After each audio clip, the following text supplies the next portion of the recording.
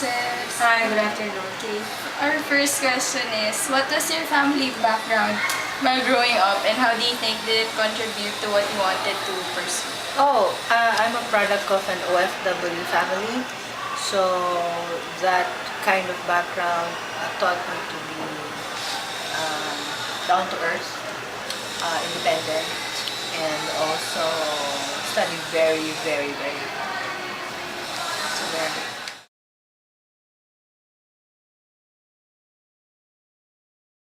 Question number 2.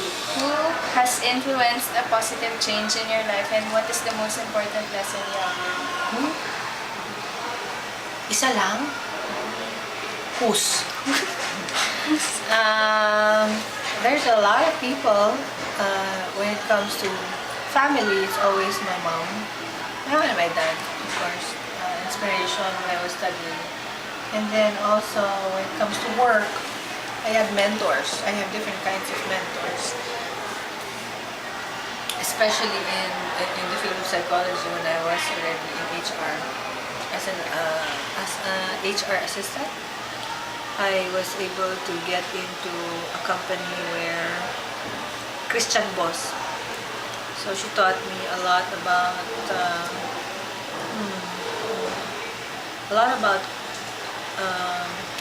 being a good steward. So when it comes to work, life, when it comes to personal life, and so on. And she was a trainer. And doon ko nakukuha yung skills niya of sabi, hey, I wanna be like her someday. Ganyan magsalita, develop yung skills. You go up my confidence, ganyan, and that's about it. Galing.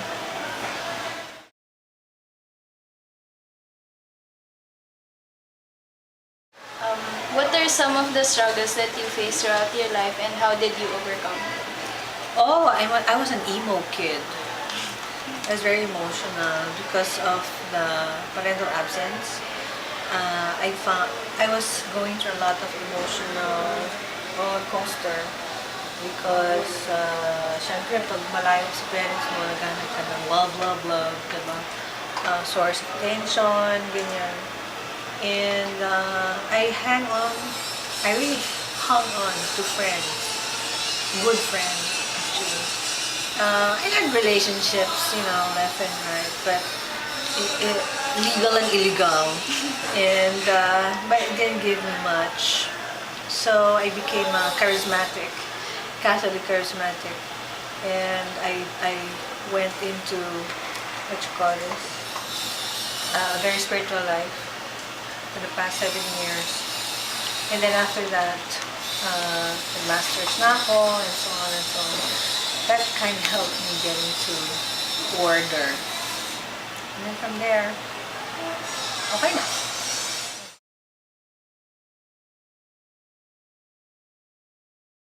With all the other professions to choose from, why did you pick it? Psychology for me was one way of getting to know who I was, who I want to be, understand my family, understand the world, understand why people behave such. So I'm so curious about behaviors of people talaga. Lalo yung mga abnormal ones. Parang so nice to observe them. So like, bakit sila ganun? And there, my curiosity was answered.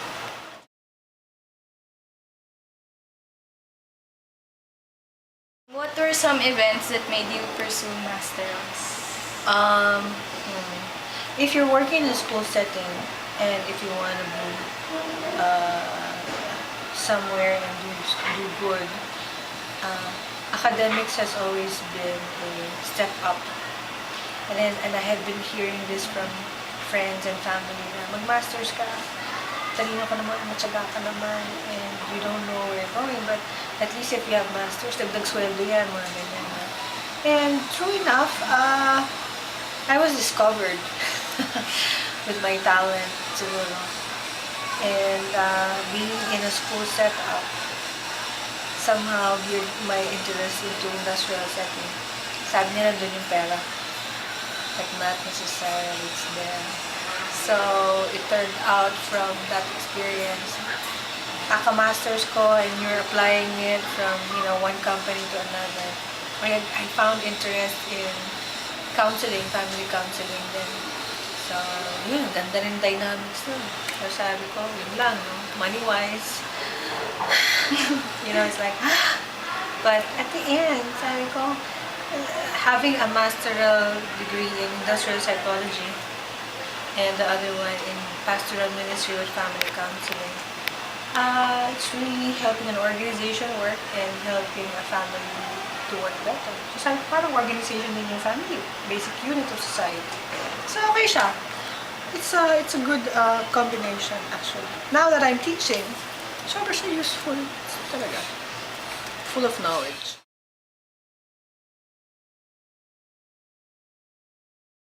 So, with all the other schools and universities, what made you decide to come back to UST and teach? I was invited to teach here, and what I hear from my Sir Mark, Eric Reyes, he said, hey, why don't you try it? And maganda benefits dito as a teacher, as an educator. Like, Like compensation, the incentives, yung studying abroad, and union is very good here. Faculty union. So malakas ang powers ng union and ng staff. So the fathers or Dominican fathers are very cooperative now. There.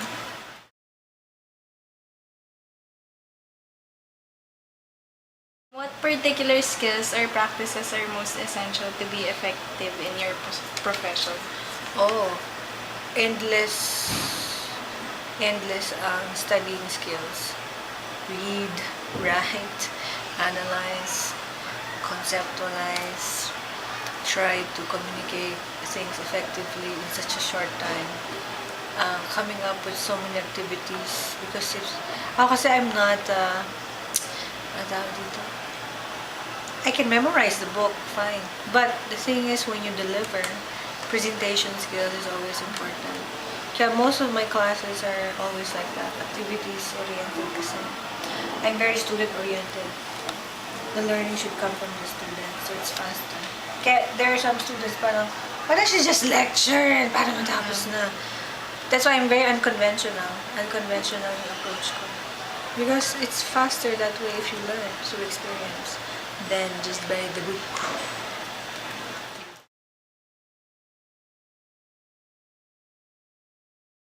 How well did your college experience prepare you in taking up psychology and becoming a psychologist? What I appreciated about the program of UST is the majoring year, which is the third year. It was able to expose you to educational setting, industrial setting, clinical setting. So you were exposed there, and I learned a lot about the dynamics of people, the normal psychology. I enjoyed that with Sir B. He was my prof. And okay, it was great for me. And I was dilly-dallying kung first year, second year, but the third year, that hit me hard. Especially my group dynamics class. I love that class.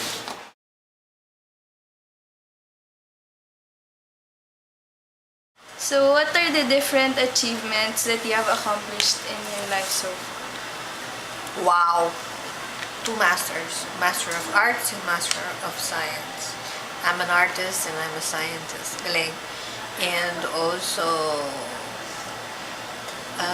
how many people I have helped in becoming better. Because I have what you call a life purpose or a career objective. Always create. I think I always tell this to the class. I'm a transformer. I love to transform where I am. I'm an agent of transformation, and also an agent of love. All my classes, I try to do that with the help of psychospirituality, psychology and spirituality, or psychology and God. So, and I love the feedback from people after my class or after they have encountered who I am as a human being. They always see me as terror. Lakas boses, sungit, suplada. At first. But once you get experience of how learning is with yours truly that goes away. True.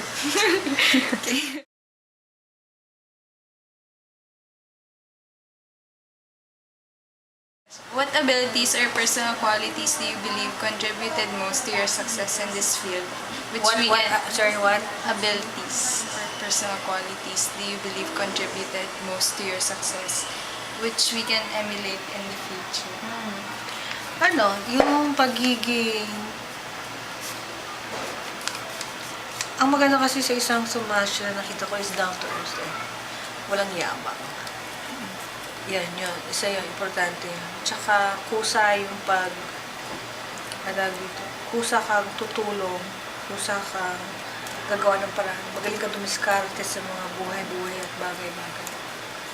And also, yung confidence ko in the profession was founded here in psychology. So, if there's anything, also it's faith. My faith like grew also here. And most of my experiences that I really remembered very well was UST Psych-Soc activities, outreach,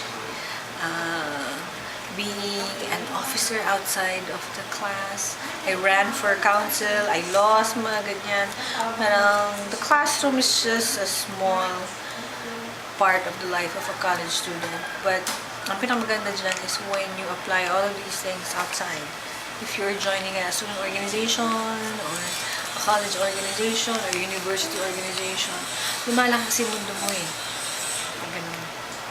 So if you look into it, it's really attend all the activities that you can because you're gonna grow as a person. Ganun.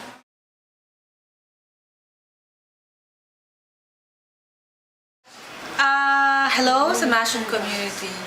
Wake up. We need more responsible citizens of this country. So let's make a difference outside. Transform society.